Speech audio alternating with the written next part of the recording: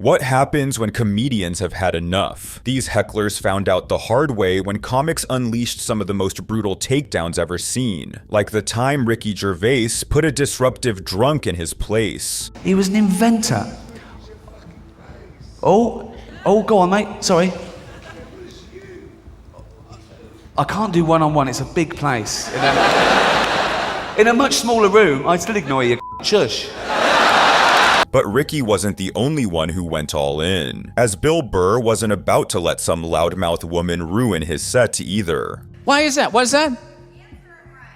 What does answer him right mean? What does that mean? Are you the idiot who got up halfway through the special during the bit and you're like walking around like I'm not f***ing taping a special here? What's wrong with you? What's wrong with you? That's when Burr delivered a knockout punch that left the crowd howling. Every f***ing special I do, there's always one.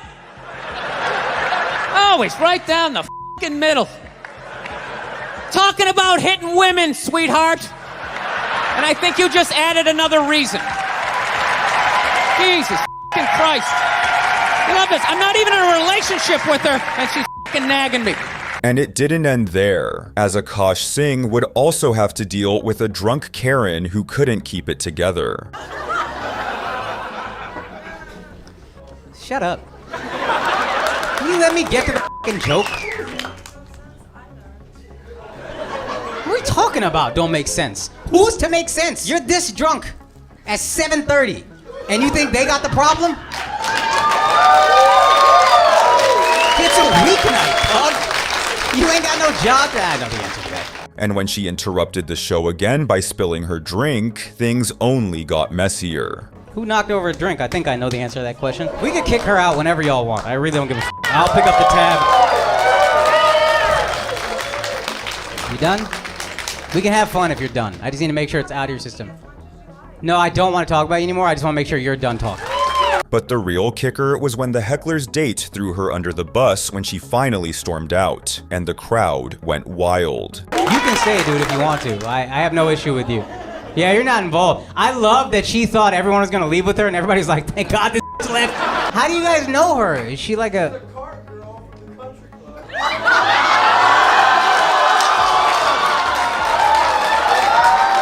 I never thought I would have such arrogant opinions from such a poor person. And while some hecklers walk out, others leave something behind, like the woman Matt Rife kicked out, only for her to forget her phone, and Matt made sure she regretted it. Shut up, no, throw it.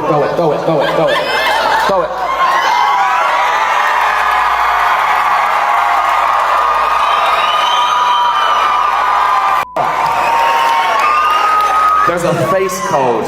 Who's ugly? Does anybody have too much makeup on?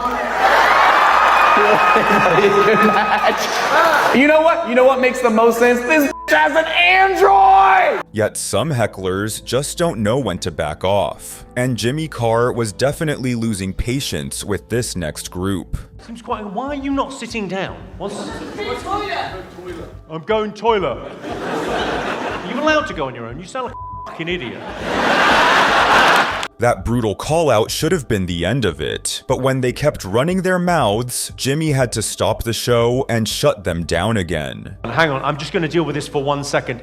Guys, you're still standing up, and I think you're talking a little bit too much. You're probably irritating the people around you. So either stop, or we're going to kick you out. It'll be a pain in the ass. Well, go to the bar then, mate. No.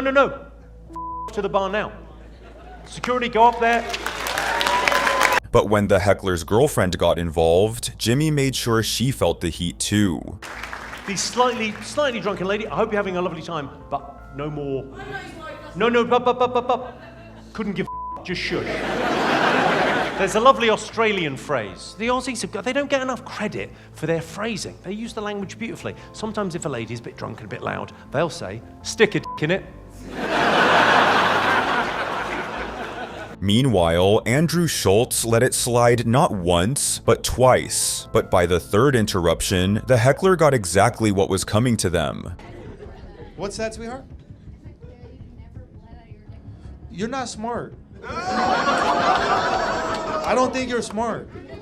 I don't think you're smart. If you were smart, you would know that's what's funny about the joke. That's the exact thing that's funny about the joke. I'll give you a chance for the rest of the show to try to laugh, but if you find yourself not laughing, just know I'm not smart enough. That's what you have to remind. And when the heckler bragged about being smarter than everyone because she was an engineer, Schultz had enough and decided to go all out. I'm sure you're really good at engineering. No, you're really good at engineering, ruining other people's nights.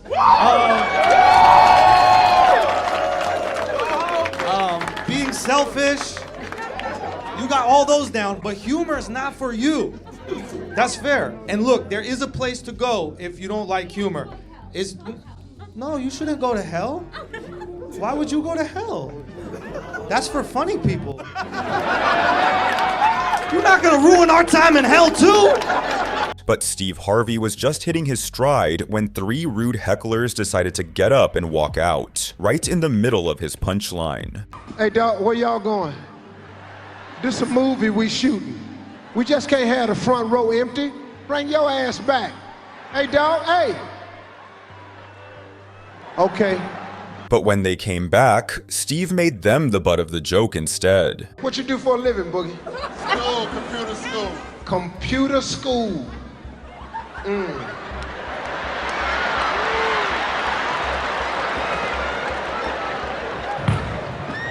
Boogie, come on now. Come on. I asked you what you do for a living, and the answer that popped into your head was computer school. Let me rephrase the question. How do you earn money? Technology. Computer technology. I know we shouldn't say this to one another as black people, but you can't spell technology. This next bit ended in tears as Troy Bond showed absolutely no mercy. I'm probably the most pro anti-Trump comic out there. You're not. Shut the f***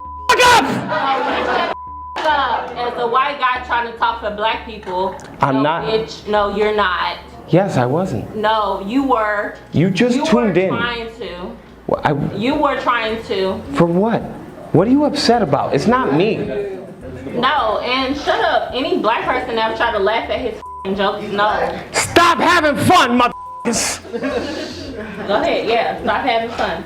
The tension was thick, but Troy kept the crowd laughing with his quick comebacks. No, a white person trying to make fun of black people. See, now you're crying, and I was just trying to make you laugh. No, don't do that. Okay, I'm sorry. You a Why do you think I'm doing this for a living? You think I was a football player? I'm a God damn it. There's nothing you can say to me I haven't said 6 inches from the mirror. And as security escorted her out, he delivered one last parting shot to send her on her way. Have a good night, Kamala Harris. Now's the time I need you on my side. No, that was the most racist joke ever. No, I got like 4 more in the chamber. But when it comes to ruthless roasts, Jimmy Carr keeps reminding us why he's one of the best in the game. I look like I f***ed a pig. Do I still owe your mum money? Is she annoyed, is she? Any other heckles? Should we do one more? Ooh. Paul, fun fact for you. Your girlfriend's got 2 She's sat next to one of them, isn't she? Then there's this self-absorbed heckler who took Sammy Obeid's joke way too personally. I have a hard time throwing away things if they're not like done. I think that's like the trauma of brown parents, you know what I mean? Like, you can't throw something away if there's like a little bit of crumbs in it, you know what I mean? So, I keep looking at you. I looked at you once for the brown parents part. I only did one brown parents reference. And you look back at me as if you don't have brown parents. You liar, okay? Before moving on, he tried to break the tension with one last joke, but she still couldn't let it go. Because I hate being a human. I hate having feelings. I hate having a line. It's just like that. I was human and you didn't have to put me down for the entire time. Oh, okay. I knew that was going to come out. I had a feeling. Okay. Let's address this first because I can't just leave this. No, you were heckling. You were heckling, yes. Let it go. Let it go. Breathe it out and let it go.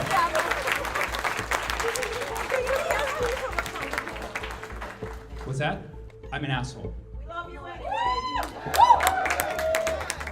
Don't turn into a 40-year-old asshole.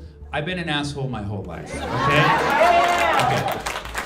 You liked me, you were a fan of me, and then you came and tried to make the show about you.